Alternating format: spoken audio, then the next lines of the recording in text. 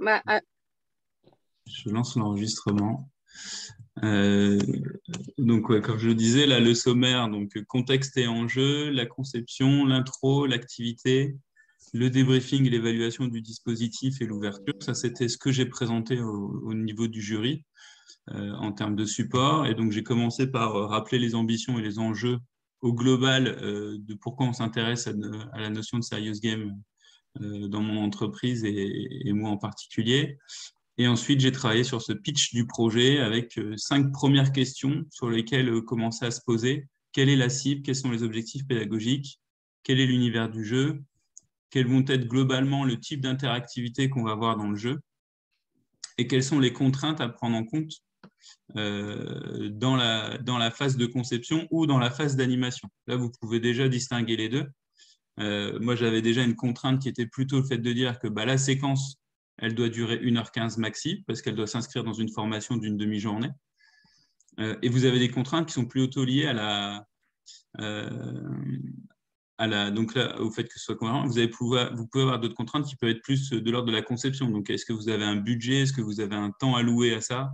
Une charge de travail allouée? Ça peut être aussi une contrainte que vous venez présenter ici.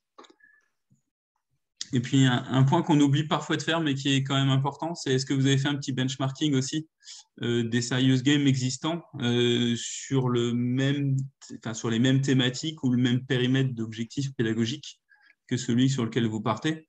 Moi, typiquement, j'en avais déjà repéré un certain nombre, sauf que le problème, c'est qu'ils étaient tous trop longs.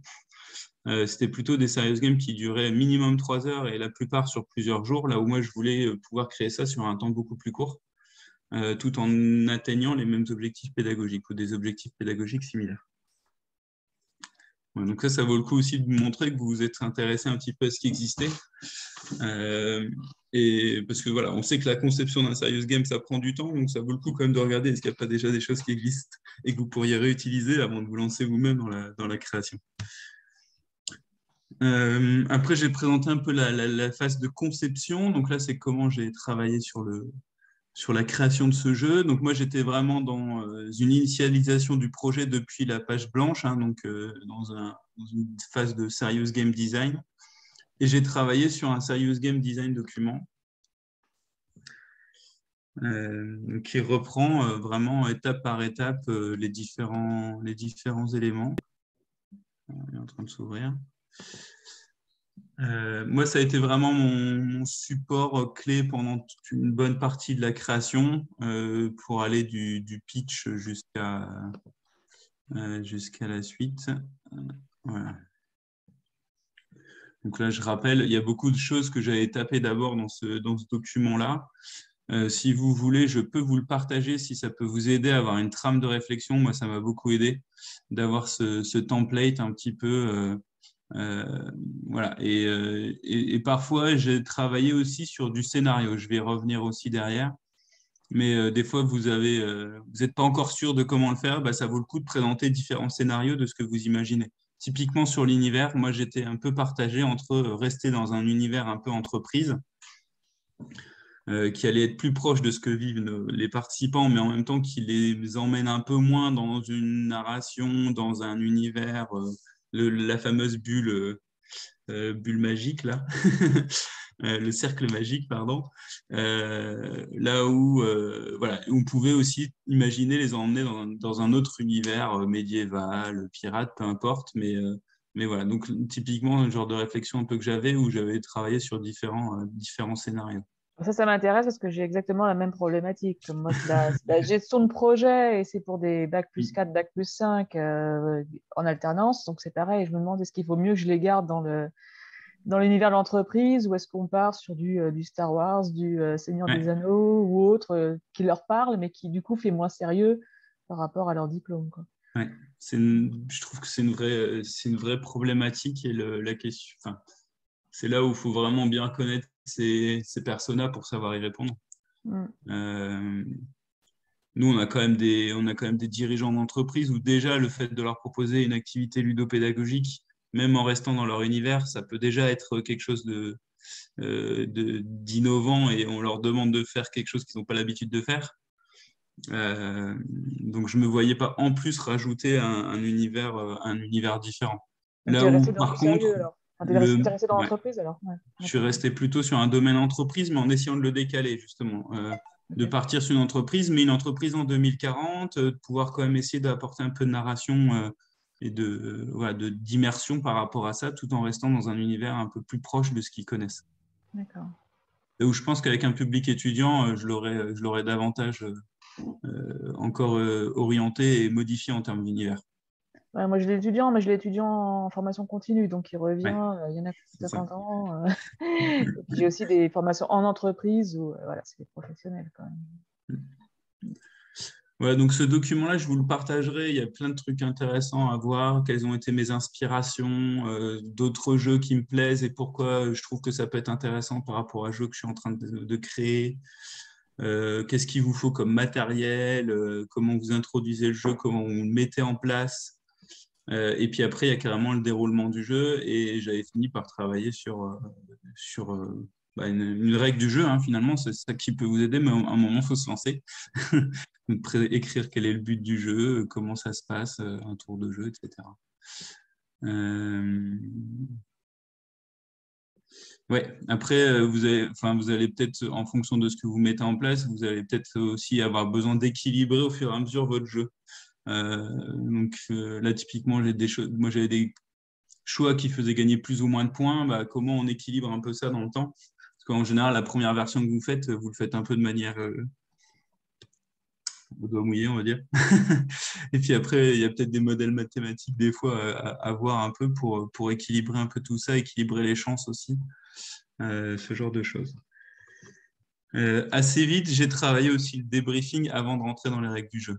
Mais ça, je vais y revenir après. C'est quels sont les messages que j'ai envie de faire passer dans le débriefing avant de rentrer dans la conception du jeu. Il ne faut pas oublier que vous êtes en train de créer un serious game, donc il faut être très au clair sur quels sont les messages sérieux que vous voulez faire passer.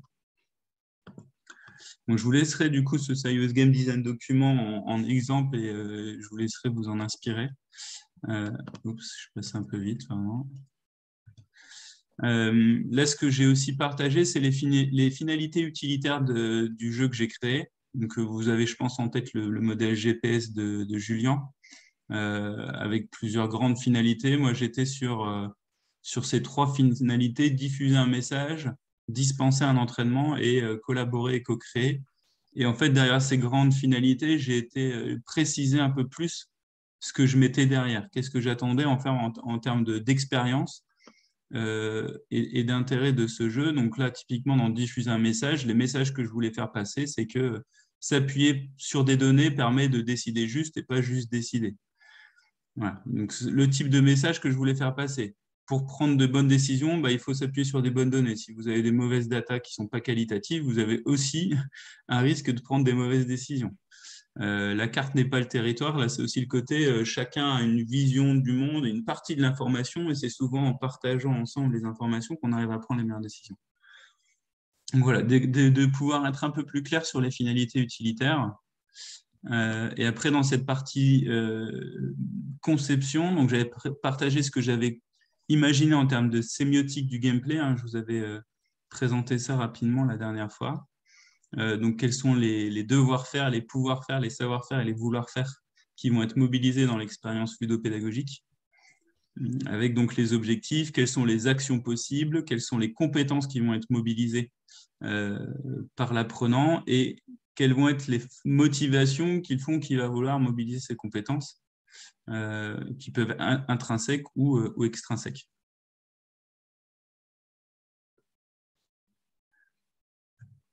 Et le dernier point, c'est que j'avais du coup utilisé le modèle cépage que j'avais du coup passé sous un format Excel pour concevoir l'animation. Parce que je trouve que c'est 2 choses différentes et bien complémentaires. On conçoit le serious game et on conçoit le serious play. D'accord? Donc, le serious game, c'est l'artefact, les règles du jeu, le matériel, etc. Mais après, il faut aussi concevoir comment je vais dérouler mon activité, comment je vais l'introduire, quel rôle moi je vais prendre en tant qu'animateur, est-ce qu'il y a une co-animation, quels vont être les éléments que vont faire les apprenants pendant chacune des phases, etc. Donc là, idem, si ça vous intéresse, je vous partagerai. Après, il n'y a rien de.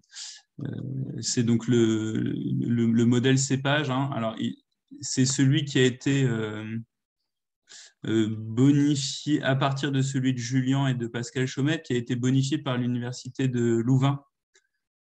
Sur lequel ils avaient ajouté certaines questions un peu plus précises à se poser.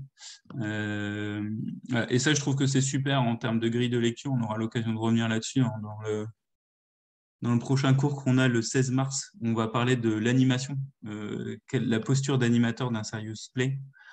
Voilà. Donc ça, c'est une bonne grille de lecture aussi pour vous.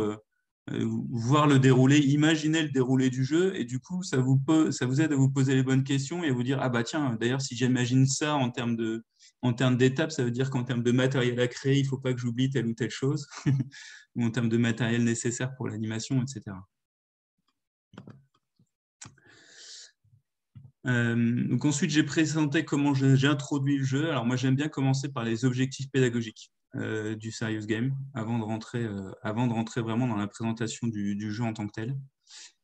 Et donc après, je fais vraiment cette partie entrée en immersion, présentation du contexte du jeu, des règles du jeu, des objectifs du jeu. Voilà. Donc là, je vais passer assez rapidement, mais c'était du coup la présentation de comment fonctionne un trimestre qui correspondait à un tour de jeu dans le Serious Game que j'ai créé. Et après, j'ai présenté comment se déroule l'activité. Donc là, moi, l'astuce que j'avais choisie, étant donné qu'on était sur un jury à distance, ça a été de représenter un peu comme ça sur des slides comment allait se dérouler l'activité. Donc expliquer qu'on se répartit autour de différentes tables de jeu, chacun représentant un domaine, avec le formateur qui présente les arbitrages, etc. Donc d'aider le jury à se projeter sur les différentes étapes, en fait. Et là, je présentais un peu étape par étape comment est-ce que ça fonctionne et j'expliquais oralement comment ça fonctionne.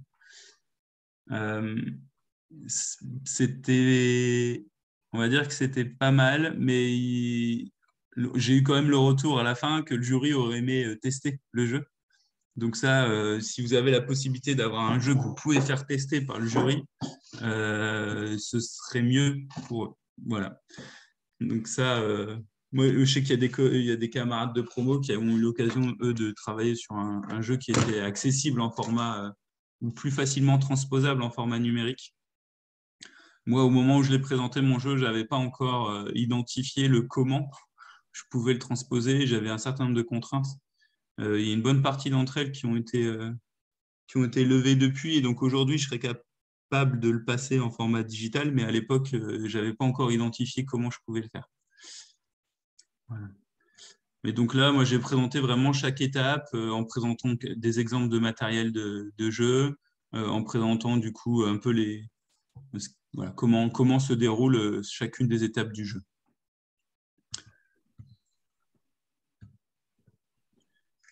Et ensuite, donc, je présentais comment j'amenais le débriefing. Donc, il y avait d'abord le côté conclusion du jeu avec. Moi, j'étais sur un jeu coopératif, donc j'étais parti un peu sur une échelle de score sur le jeu de coopération. Donc, en fonction du nombre de points qu'ils font ensemble, ils sont plus ou moins bien placés dans cette échelle de score. Et puis après, j'ai travaillé sur un tableau de leader. Je vous présenterai ça après. Ça, c'est les questions types que je pose dans mon débrief. Et ensuite, j'ai présenté les différents messages clés et comment je synthétise un peu la morale des messages que je voulais faire passer dans le Serious Game avec ces différentes slides de conclusion. Voilà. Et donc, la dernière partie, c'est l'évaluation du dispositif. Donc là, l'objectif pour moi de cette séquence était de montrer comment, dans le temps, j'ai fait de l'amélioration continue et j'ai essayé de valider le fait que le dispositif de Serious Game que j'ai mis en place permet effectivement d'aborder et de remplir pleinement les objectifs pédagogiques que je me suis fixés. Et donc là, ça vous permet aussi d'avoir un premier élément par rapport au planning. Moi, j'avais commencé à griffonner des premières idées fin janvier sur le Serious Game. J'avais travaillé sur le pitch fin janvier et on avait eu un cours mi-février de 3 jours d'affilée là dans le cadre du DU. Je ne sais pas si vous avez ça prévu là bientôt, avec plusieurs jours d'affilée ou pas. Mais Je nous, pense ça que avait été. ouais, pour nous, c'est plutôt début avril Vous, c'était qu'il va y début avoir. avril, ces Ouais. 3 jours d'affilée. Ok. Là, nous, du coup, c'était arrivé mi-février et moi, ça m'a permis de commencer à tester. En fait, ce que j'ai fait, c'est ce qu'on appelle dans le jeu vidéo, ça s'appelle une vertical slice. Mais ce qu'il faut retenir, c'est j'ai créé un bout du jeu. J'ai pas créé tout le jeu. J'ai créé un bout du jeu pour le tester. En fait, plutôt que de créer tout le matériel pour pouvoir jouer une partie complète, j'ai créé le juste matériel suffisant pour pouvoir déjà tester un tour de jeu et voir comment ça se passait. Et ça permet déjà, sur un tour de jeu, de voir un peu, de se mettre en mouvement, de voir comment on présente le jeu, de pouvoir observer aussi ce qui se passe au niveau des joueurs dans un premier test. Et moi, ça m'a permis déjà d'observer les comportements souhaités, de voir que voilà, sur un tour de jeu, ils étaient bien dans une phase d'analyse, ils ont bien mis en place des mécaniques de coopération, de communication, de la logique, ils sont entrés dans une logique d'amélioration continue. Et ça, c'était des objectifs que je m'étais fixés en termes de ce que je voulais voir, en termes de posture des apprenants pendant le Serious Game. Donc, typiquement, je me suis dit, OK, donc ça c'est quelque chose que j'attendais et que je voulais voir, et ça a été bien perçu. Pareil, au niveau des mécanismes que j'avais utilisés dans le jeu, le fait de piocher des cartes, de pouvoir analyser, d'avoir une phase de coopération en temps limité pour partager entre les informations, etc. Le fait de le faire déjà le test sur un tour, ça m'a permis de dire ça fonctionne. Et après, je me suis rendu compte qu'il y a d'autres choses qui ne fonctionnaient pas très bien. Typiquement, je leur proposais d'investir dans la qualité des données plutôt que dans une quantité de données. Donc, en fait, initialement, ils piochaient des cartes, un nombre de cartes en fonction d'un niveau de data, sauf que finalement, j'ai inversé un peu les choses et plutôt que de faire piocher plusieurs cartes, c'était toujours une seule carte, mais la carte passait de 1 étoile à 3 étoiles. Donc, j'avais 3 versions d'une même carte qui étaient avec plus d'infos sur la carte 3 étoiles. Voilà. Donc là, j'ai modifié un petit peu le matériel. Et du coup, j'étais très très content d'avoir testé sur un tour de jeu parce que si j'avais créé tout le matos de tout le jeu en pensant que j'allais je gardais cette mécanique de piocher plusieurs cartes, alors que finalement, c'était plus pertinent par rapport au message que je voulais faire passer de ne garder qu'une seule carte piochée, mais avec différents niveaux de qualité d'information dessus. J'aurais perdu énormément de temps. Donc, mon conseil vraiment là-dessus, c'est une fois que vous avez un pitch, une fois que vous commencez à avoir un peu une idée de ce que vous voulez en termes d'interaction, c'est de créer donc cette fameuse vertical slice. Ne créez pas tout le matos, créez un tout petit peu de matériel qui vous permet de faire un premier test. Et je me suis rendu compte qu'il fallait que je clarifie un peu les objectifs pédagogiques du jeu. Donc, voilà, ma première version de mes objectifs pédagogiques n'était pas pas si clair que ça. Et d'ailleurs, moi, du coup, j'ai retravaillé là-dessus avec mes collègues aussi qui étaient experts sur le sujet data, on était une formation sur tout ce qui est décision sur la prise de données, enfin, prise sur de l'analyse de données, pardon. Voilà, donc j'ai retravaillé après ce premier test avec mes collègues aussi pour clarifier ces objectifs pédagogiques. Donc ça, c'était le 18 février. Donc j'ai travaillé sur une nouvelle version, sur une deuxième version qui cette fois était une version complète du jeu en ayant intégré ces modifications-là. Et ça, pour vous donner un ordre d'idée, je l'ai faite le 16 mars 2020, donc la veille du confinement. Voilà, donc la veille du confinement, on était en train de tester ça, et puis le lendemain, pouf, donc, en fait, j'étais plutôt en avance dans ma promo. Ça m'a permis de pouvoir faire des tests aussi avec des vraies personnes. Juste avant le confinement, là où j'ai quand même un certain nombre de mes camarades de promo qui, du coup, n'avaient pas une première version testable au 16 mars et ont été très embêtés puisque après, on était complètement confinés. Donc, le seul moyen de tester, c'était soit qu'ils fassent un jeu à distance, là où la plupart, on avait quand même plutôt imaginé des jeux en présentiel. Hein. Je pense qu'aujourd'hui, vous êtes peut-être un peu plus nombreux à imaginer ces animations à distance, mais nous, ce n'était pas forcément le cas quand on a commencé à réfléchir sur nos projets. Voilà. Et donc là, cette deuxième session, donc j'ai pu tester l'ensemble du jeu et j'avais préparé un questionnaire d'évaluation à l'issue du test à destination des participants pour voilà, avoir un peu l'expérience vécue. Est-ce qu'ils sont... En gros, j'avais fait 2 notes. Une note plutôt sur le fun, le côté plaisir, le côté play, et une autre sur le côté serious, le côté apprentissage, de voir comment ça avait été fait.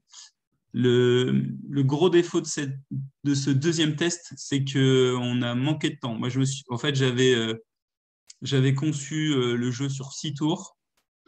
Et au final, le test m'a permis de me rendre compte que 6 tours, c'est trop long. Donc, on est allé au bout du jeu, mais on n'a pas eu le temps de faire le débrief du jeu.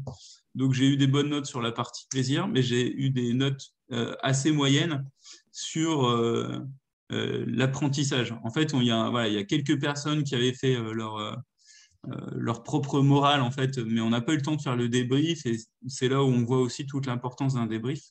C'est que ça permet de remettre... de remettre au centre l'apprentissage, les savoir-faire qu'on a utilisés, les messages qu'on a voulu faire passer à travers ce Serious Game. Voilà. Et donc, je m'étais listé à nouveau un certain nombre de modifications à l'issue de ce deuxième test. Donc, le fait de passer de 6 à 4 tours de jeu. Bon, j'avais des cartes informations et en fait, je les ai aussi beaucoup transformées en cartes data brutes à analyser. Donc, j'ai encore modifié mon matériel. J'ai créé des slides en support pour appuyer le débriefing. Ça, c'est voilà, voir aussi comment vous allez débriefer. J'avais pas de slide support pour débriefer. Donc là, typiquement, je me suis dit, ça peut être quand même intéressant d'avoir ça et ou avoir un petit livret participant ou un petit jeu de slides pour les participants à l'issue du Serious Game avec lequel ils repartent pour avoir aussi un peu le résumé du contenu sérieux suite à l'expérience de jeu. Et donc, j'avais un certain nombre de matériel à ajuster. Excuse-moi, Ouais. c'est parce que tu parles du débriefing et du slide, c'est vraiment ce qui me reste pour l'instant pas mal des cours, c'est que le débriefing est tellement nécessaire que c'est presque impossible d'avoir un jeu autoporté. Et tu disais que dans tes objectifs, tu voulais avoir les deux, à la fois un jeu autoporté qui fasse partie d'un cours. Est-ce que du coup, il est autoporté aujourd'hui ? Quand je parlais de jeu autoporté, j'ai peut-être pas utilisé le bon terme. Ce que j'entendais, c'était le fait de dire je peux jouer le Serious Game seul.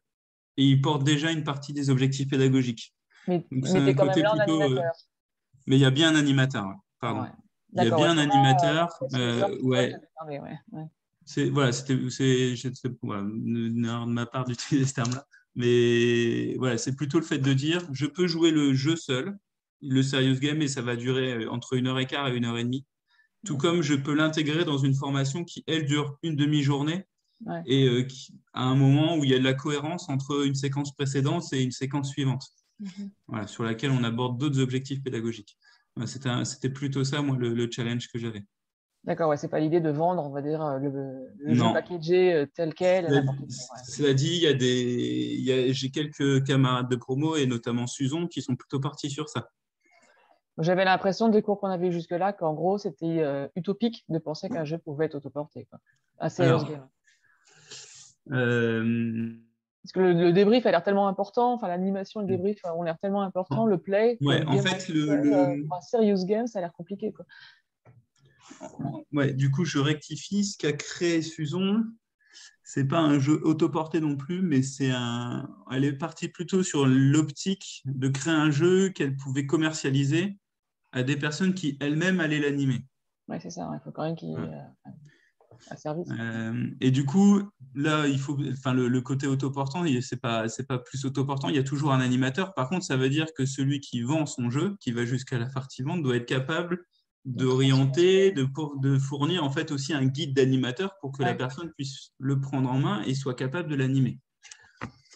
Ce qui n'était pas mon cas. Ouais. Pardon. En tout cas, c'était pas mon objectif. Je vous avais aussi partagé rapidement la classification là, un peu des différents types de joueurs augmentés par Dominique Mangiatordi. Là, c'est aussi un des points une grille de lecture que j'ai pu utiliser à l'issue des tests. De me dire, bah, tiens, est-ce que tous les types de joueurs s'y retrouvent dans le jeu que j'ai créé? Et donc là, c'est là ce que je disais, moi, bah, l'analyse des données qui s'apparente un peu à un problème puzzle à résoudre pour les détectives, ça va très bien leur parler. Tous ceux qui sont plutôt dans la catégorie socializer, on est quand même sur un jeu coopératif où il y a une importance très forte à apporter à la communication des bonnes informations. Et donc, j'ai plutôt des bons retours. Et finalement, ceux qui étaient un petit peu délaissés, c'était plutôt les fighters et les achievers. Donc, ce que j'ai fait, c'est que voilà, même si c'est un jeu coopératif, j'ai créé une forme de compétition entre différentes sessions. Donc, j'ai créé un tableau de score, en fait, tout simplement. Et à chaque fois qu'on a une nouvelle équipe, ça vient se rajouter dans le tableau des scores et ils peuvent se comparer avec différentes sessions, que ce soit des sessions entreprises ou des sessions d'écoles différentes.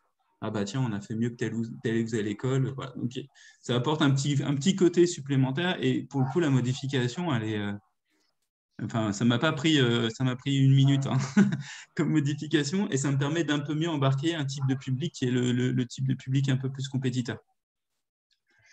Et après, sur les achievers, j'avais également pensé à un badge manager augmenté par la data à distribuer après le jeu, un peu dans une logique, les logiques d'open badge que vous pouvez peut-être connaître par ailleurs. Ça, je ne l'ai pas encore mis en place, mais ça reste une idée pour adresser un peu plus aussi ce type de joueurs-là. Voilà, et donc ce que je présentais à la fin, donc c'est cette phase un peu plus d'ouverture sur la suite. Donc j'ai présenté voilà, quelles sont les prochaines étapes. Donc j'avais prévu de refaire un test courant juillet, donc moi j'avais soutenu début juillet. J'avais un autre test de prévu mi-juillet sur lequel je testais à nouveau une version améliorée par rapport à la version 2. Je savais qu'il y aurait probablement un nouveau déséquilibrage à l'issue du test et il fallait que j'améliore toute la partie immersion et narration. Parce que pour l'instant, j'avais quand même beaucoup travaillé la mécanique, travaillé le contenu sérieux à l'issue, mais je savais que voilà, sur ce volet narratif, il fallait que je puisse progresser. J'avais une première session prévue là pour le coup avec des étudiants donc chez un client. Donc là, c'était la première session en situation en dehors de mes collègues en interne ou mes camarades de DU. Et puis, j'avais aussi tout un volet de travail autour de la communication autour de ce serious game pour pouvoir jouer plus de fois. Et puis, dans les ouvertures, j'avais également dit que globalement, en fait, mon enveloppe de jeu, mon squelette de jeu avec les différentes mécaniques, etc., pouvait s'appliquer dans d'autres univers. Donc, j'avais commencé à imaginer qu'est-ce que ça pourrait donner dans un univers complètement différent sur le thème des pirates et qui puisse donner un jeu qui soit un peu plus ouvert au grand public, ouvert à des lycéens, enfin, voilà, de pouvoir ouvrir à d'autres publics en fait que celui que j'ai créé dans un monde d'univers plutôt professionnel. Voilà, et puis j'avais fini par ouvrir sur d'autres activités. Donc là, pour répondre aussi un peu à une question, le fait de dire, là, je vous ai présenté un projet de Serious Game et j'ai ouvert en même temps sur d'autres projets sur lesquels j'ai travaillé durant l'année, en fait. Voilà, donc le fait d'avoir, j'ai créé un autre jeu qui s'appelle Consulting. J'ai aussi fait du Serious Diverting, donc de partir de certains jeux existants pour les intégrer directement dans des séquences de formation, du serious modding. Enfin, voilà. Donc, c'était présenter un petit peu d'autres projets. J'ai contribué aussi à Codroid 19. Je ne sais pas si Susan vous en avez parlé ou pas. Voilà. Donc, un petit peu ces différents sujets-là. Et une étape de remerciement. Et d'ailleurs, dans ces remerciements, il y avait Alexandre Duhart de Eco Game Lab. Je pense que vous l'avez eu en cours il n'y a pas longtemps. Oui. C'est lui qui m'avait coaché dans la conception du jeu. Ce qui me permet de revenir peut-être un peu plus sur vos questions de comment on commence, de c'est quoi le rétro-planning, etc. Déjà, sur le livrable, sur ce que j'ai présenté, est-ce qu'il y a des questions ou est-ce que vous avez des retours à faire?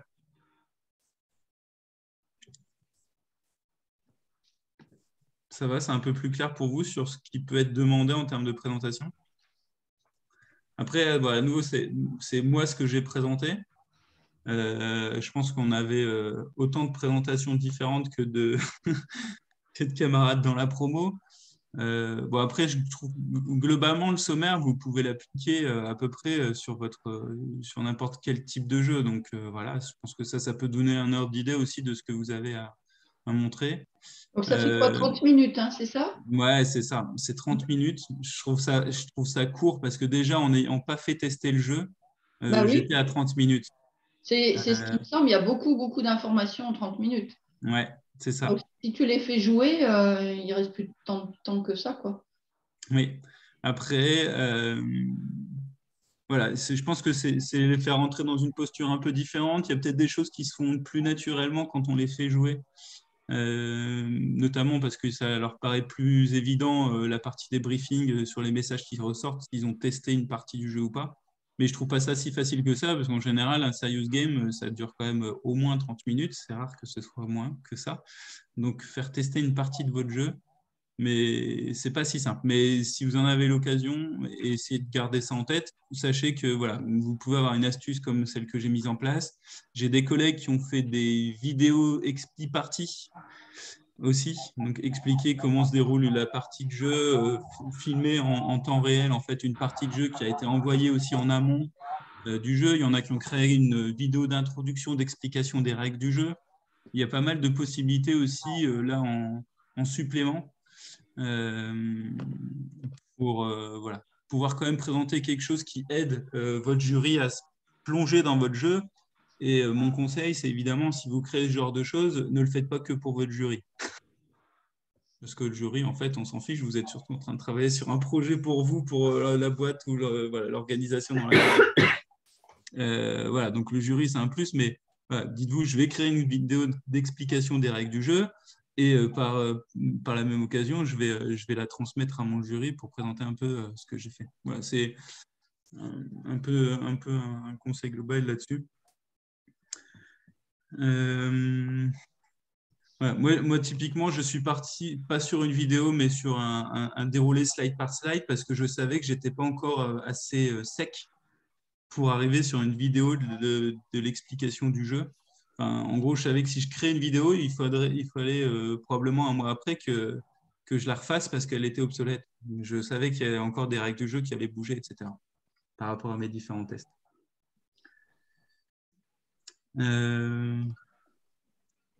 Du coup, le parcours, on commence. Pour vous répondre, du coup, moi, vraiment, je vous conseille de commencer par le pitch. Je trouve que ça, c'est vraiment une première étape. Déjà, vous posez la question de ces 5 éléments-là, la cible, les objectifs pédagogiques, dans quel univers vous allez mettre votre jeu, quel va être le type d'interactivité entre les joueurs ou entre les joueurs et le jeu, et est-ce que vous avez des contraintes à prendre en compte. Déjà, si vous avez votre pitch, c'est une super première étape, parce que ça va pas mal vous orienter sur la suite. Faire un petit benchmark, je trouve que voilà, à nouveau, ça peut aider. Et puis après, ça dépend aussi de quoi vous partez, dans quel type de jeu, vers quel type de jeu vous allez. Clarifier, est-ce que vous êtes sur de la gamification, est-ce que vous êtes sur du serious game design, est-ce que vous allez être plutôt sur une logique de parcours à gamifier, est-ce que vous allez plutôt être dans le fait de détourner des jeux du marché pour pouvoir les utiliser en formation. Ouais. Typiquement, ça, c'est quand même une orientation importante à prendre à un moment donné et assez tôt dans le projet. Finalement, voilà, les différents éléments que j'ai mis là, je trouve que ça peut être assez vite créé.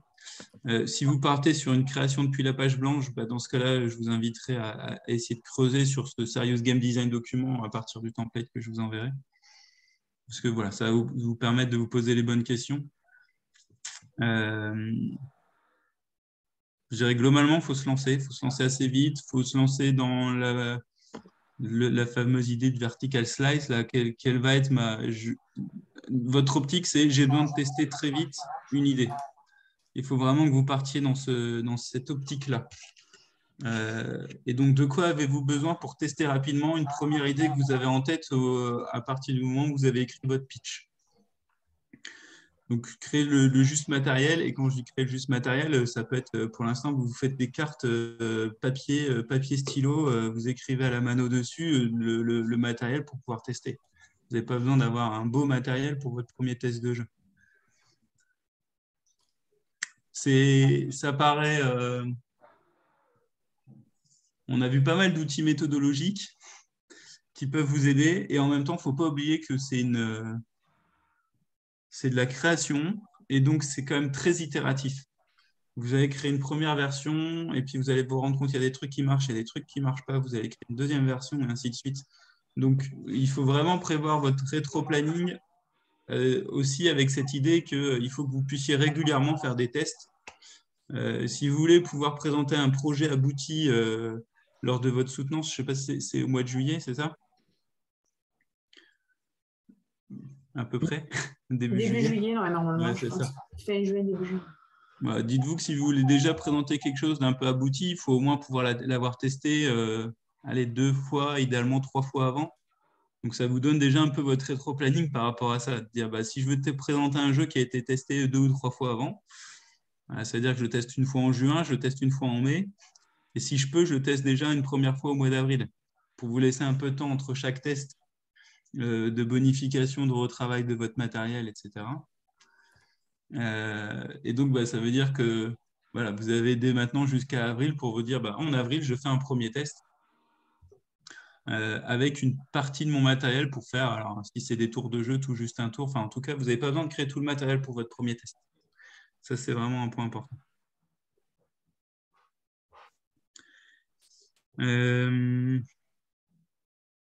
D'ailleurs, ça fait partie un peu des pièges à éviter. J'ai des camarades de promo qui, eux, avaient créé tout le jeu pour faire un premier test et là, ils se sont rendus compte que ça n'allait pas du tout et du coup, ils ont dû recréer complètement leur jeu.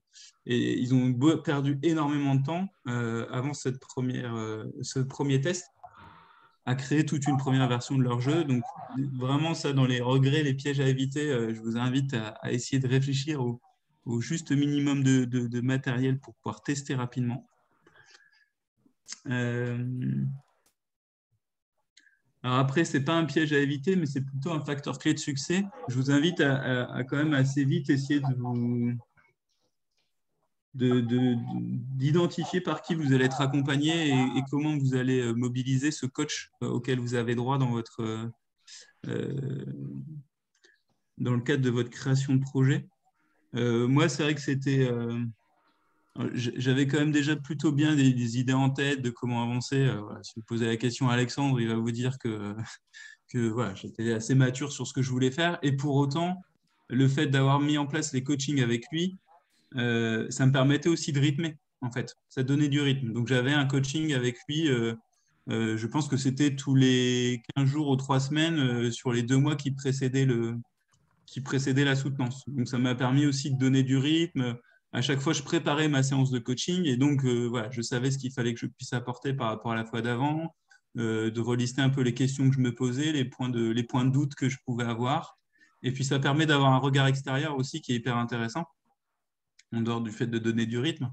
Voilà, quelqu'un qui va vous aider à voir les choses un peu différemment, parce que quand vous êtes la tête dans le guidon en train de créer votre jeu, je vous assure qu'au bout d'un moment, vous ne voyez plus trop les autres options et vous pouvez avoir l'impression d'être un peu coincé parfois par rapport soit à des contraintes que vous êtes fixées ou alors voilà, ça peut vraiment prendre des formes diverses, mais voilà, nous on avait parlé notamment de ces questions d'univers, on avait parlé de comment pouvoir le passer à distance s'il fallait le faire à distance. Et c'est là qu'il y a aussi plusieurs pistes qui sont ressorties. De comment mieux maîtriser la durée du jeu, de comment l'animer aussi. Enfin, c'est vraiment autant de questions que j'ai pu traiter et échanger avec lui.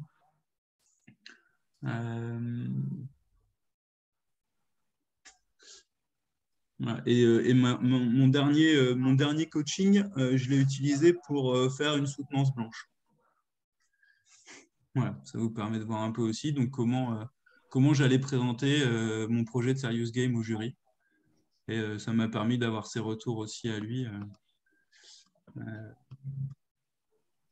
avant la soutenance. Donc, Voilà, un peu là-dessus. Et du coup, il y a la question du temps que ça prend et de la charge de travail. C'est une bonne question. Hein. C'est une bonne question. Alors, moi, déjà, j'étais dans un contexte où, en fait, que ce soit les heures de cours de DU ou le temps que je passais sur mon projet, c'était en mixte pro et perso.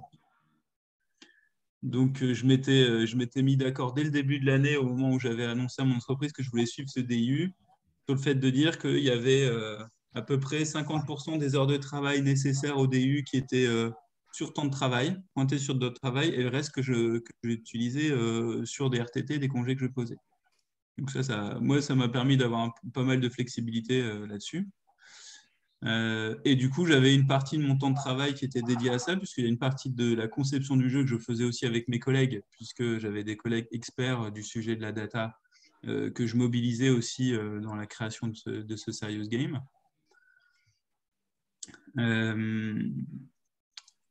Et puis après, j'avais une partie que je faisais plutôt sur mon temps perso. C'est vrai que souvent, je prenais notamment les mercredis après-midi, puisqu'on avait cours le mercredi après-midi.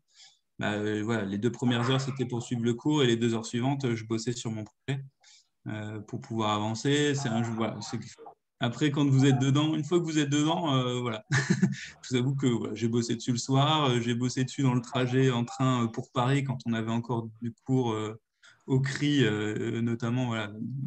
Enfin, ça peut aller assez vite aussi. Quand vous avez l'idée en tête et que vous commencez à voir le truc, en général, vous allez avoir envie, pardon, de le concrétiser, de le matérialiser et donc d'avancer un peu là-dessus.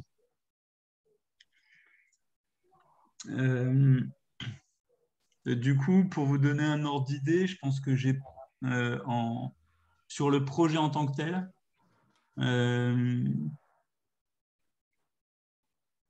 je pense que j'ai dû passer une dizaine de jours au total. Enfin, sur la première partie de l'année, donc entre l'idée et la soutenance. Parce que j'ai rebossé depuis dessus, hein, pour améliorer encore des versions, pour voir comment communiquer dessus, etc. Mais voilà, ça m'a représenté à peu près une dizaine de jours de travail. Pour moi, sachant que j'ai aussi quelques collègues qui ont contribué et qui ont dû passer à peu près 2-3 jours. J'ai 2 collègues qui ont dû passer à peu près 2 jours dessus, on va dire. Et là, maintenant, tu l'utilises Oui, nous, on l'utilise à chaque fois qu'on joue cette formation, qui est donc une formation qui est à destination des chefs de projet, des managers, des équipes informatiques sur comment transformer son entreprise et son métier avec la data. À chaque fois qu'on joue cette formation, on joue le Serious Game puisqu'il est inclus dans cette formation. Et on l'a joué 2 fois de façon indépendante auprès de publics étudiants. Voilà, donc c'est dans des écoles sur lesquelles on n'a pas forcément été jusqu'à mettre en place un partenariat avec possibilité d'intervenir sur des formations complètes. Mais ça permet déjà de faire une première action de sensibilisation sur une thématique data, sur un temps court. Voilà, et ça se fait plutôt bien. Mais je pense que c'est là dans le choix de votre projet, parce que je pense qu'il y en a plusieurs parmi vous qui ont plusieurs idées de projet. Je suis là à avoir noté ça la dernière fois. Voilà, choisissez le projet sur lequel vous avez a priori le plus de charge de travail et qui peut apporter le plus de bénéfices pour votre job, je dirais. Parce que globalement, c'est un projet sur lequel vous allez passer du temps via votre DU, mais ça va aussi vous servir côté pro ou perso en fonction du type de projet. Voilà, donc typiquement, moi j'ai plutôt j'avais d'autres thématiques, mais celle que je voulais mettre en avant, c'était ce gros projet d'acculturation à la data à travers le jeu, qui était le plus gros projet que j'avais identifié à ce moment-là, quoi. Et puis faire quand même une ouverture, comme je vous le proposais tout à l'heure, à la fin sur d'autres projets sur lesquels vous êtes en train de travailler, quitte à pouvoir partager peut-être aussi des éléments là-dessus.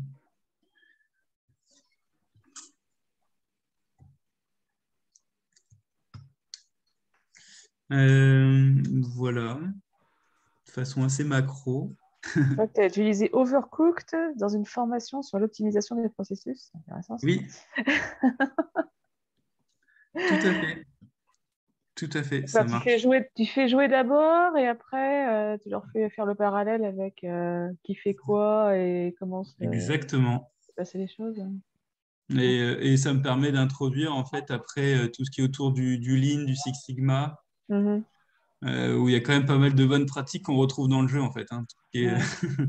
Et encore, bon, il y en a quelques-unes qui passent un peu à côté. Hein. On a le droit de balancer les assiettes au sol ou la bouffe au sol, alors que bon, il y a la lutte contre le gaspillage fait partie des bonnes pratiques.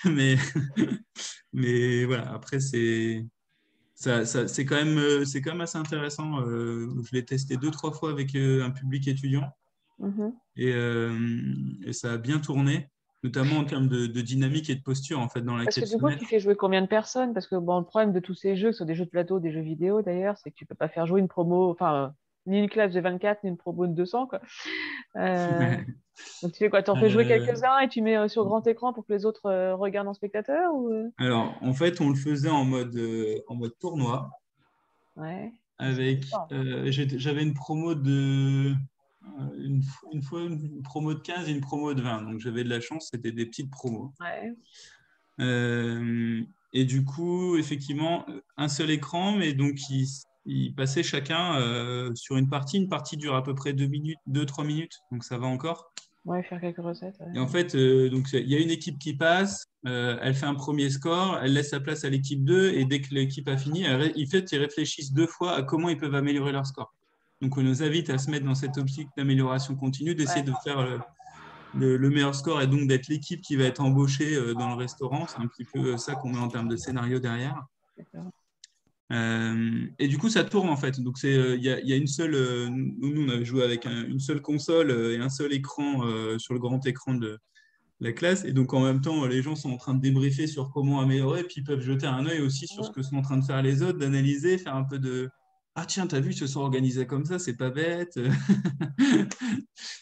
Ouais, Prendre un peu intéressant. de recul par rapport à ça. Et du coup, on arrive à faire une séquence sur à peu près 1 heure de temps, en fait, même pas.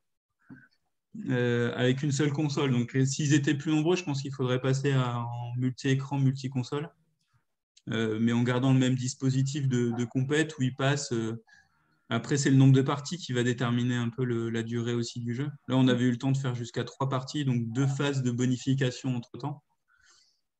Euh, mais ouais, c'était chouette parce que du coup, ils réfléchissent à comment se répartir les rôles, comment optimiser les flux de déplacement. Enfin, il y a pas mal de messages clés d'optimisation de process qui ressortent.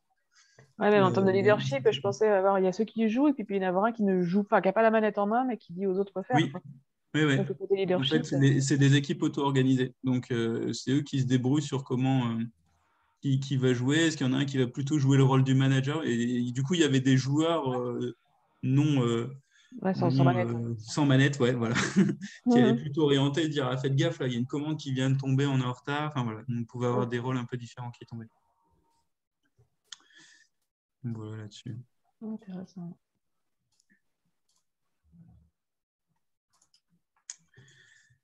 Euh, Voilà, je ne sais pas si j'ai répondu à toutes vos questions. Moi, j'ai juste une dernière question. Ouais. Est-ce que, du coup, avant ce jeu, tu avais une expérience dans la conception ou c'était ton premier jeu et même par rapport au DU, c'était... Ouais. ouais. J'avais déjà, dans le cadre de certaines de nos formations, créé des petites activités ludiques, mais sans pouvoir aller jusqu'à dire qu'on crée un serious game, quoi. C'était plutôt voilà, des activités pédagogiques interactives et participatives. Il n'y avait pas de but du jeu derrière, donc on ne pouvait pas vraiment parler de serious game. Euh, Ce que j'avais déjà fait avant, par contre, c'était de, de tester l'animation de serious games existants, notamment autour de tout ce qui est agilité. Ouais, il y a notamment un site de référence sur le sujet qui s'appelle Coach Agile, euh, et qui permet déjà de voir un peu comment ça s'anime. Et je trouve que c'est intéressant aussi de se mettre dans cette posture d'animation, de voir un peu du coup comment se constitue un serious game. Si on veut créer le kit complet, à quoi ça ressemble entre le guide de l'animateur, entre le matériel, entre les petits supports mis à disposition des joueurs apprenants, enfin, voilà, de voir un peu à quoi ça peut ressembler. Et puis comment présenter les choses, ça aide aussi, je trouve, à ça. Comment on présente un serious game, comment on l'introduit. Mais je n'avais pas en soi d'expérience de création de serious game avant ce gros projet-là. Donc j'avais déjà fait du serious diverting, mais je n'avais pas encore fait de serious game design. Voilà. Et qu'est-ce qui a été le plus difficile dans ton projet? Enfin, en tout cas, la contrainte que tu as ressentie de façon plus forte.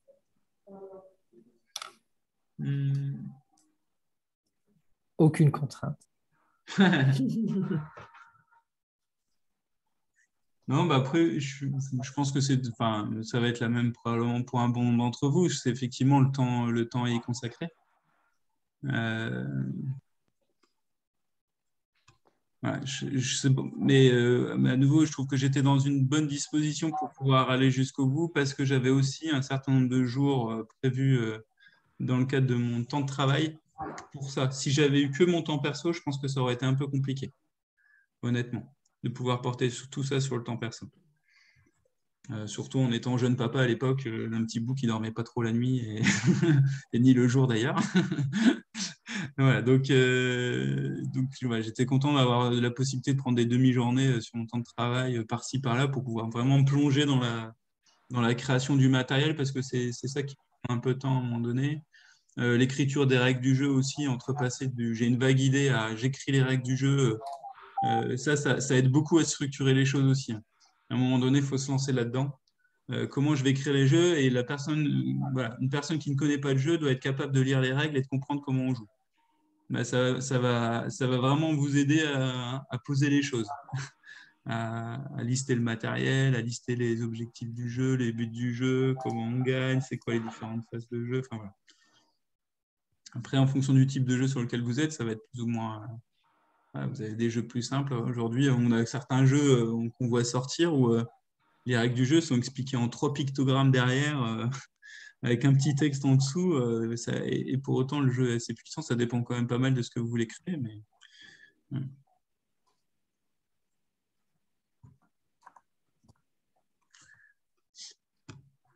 Voilà. En tout cas, j'espère que ça vous a pas fait trop peur. J'espère que ça vous a plutôt donné envie de vous lancer. Et puis, depuis je le reste début, tu as continué de créer des jeux, donc tu as amélioré celui que tu avais fait pour le début. Mais j'ai amélioré celui-là. J'en ai créé un autre pour identification de différents rôles impliqués dans la transformation, dans la gestion du système d'information. J'ai créé un jeu consulting que j'ai continué aussi à développer en parallèle, qui est plutôt là pour faire découvrir le monde du conseil, un peu les particularités du fait d'être consultant par rapport au fait d'être employé dans une entreprise classique. Et du coup, ce côté jeu dans vos formations, vous le valorisez à projection? Oui, c'est quelque chose qu'on met quand même pas mal en avant. On a quand même des responsables formation ou des managers d'équipe qui aujourd'hui sont quand même conscients que la formation descendante, c'est pas trop fait pour leurs équipes et qui ont plutôt envie de ça. Après, on ne fait pas que du serious game non plus. Hein. Ça reste une modalité d'apprentissage parmi d'autres et on essaye de mailler ça avec des fois du travail en mode projet, des études de cas un peu plus classiques, avec du e-learning, avec des phases un peu plus démonstratives, avec des phases un peu plus descendantes. Enfin, je trouve que c'est un équilibre global à trouver.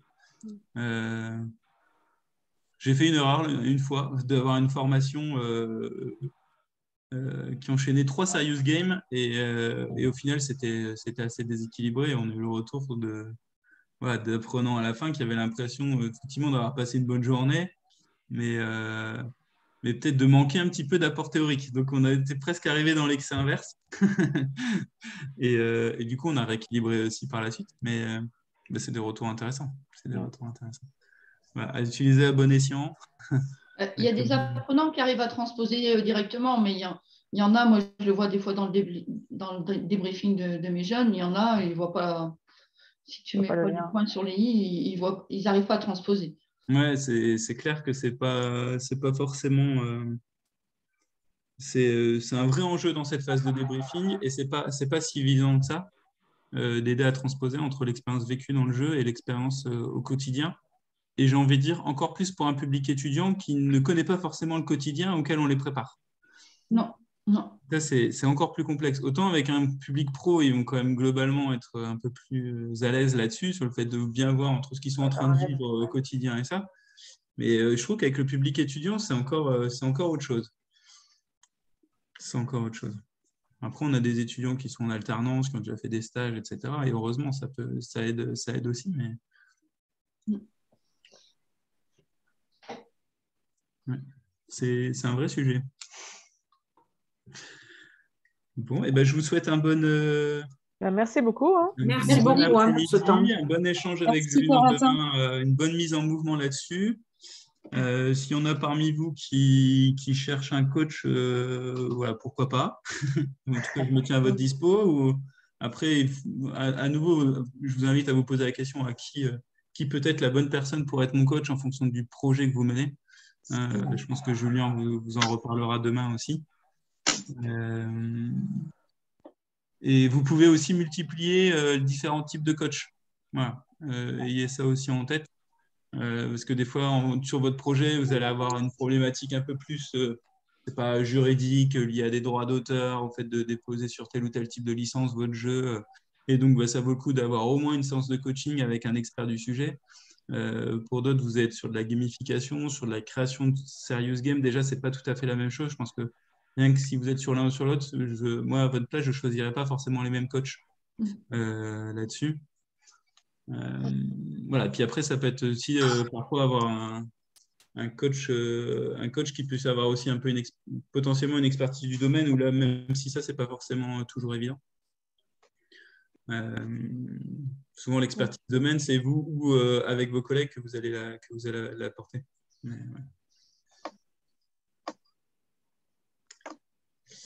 Voilà. Je vous souhaite une bonne après-midi. Merci beaucoup, Corentin. Merci de nous avoir consacré ce temps. Avec plaisir et puis à bientôt. Merci d'avoir consacré ce temps. Ciao. On a un peu de travail. Ouais. Bon courage à tous. Au revoir. Au revoir.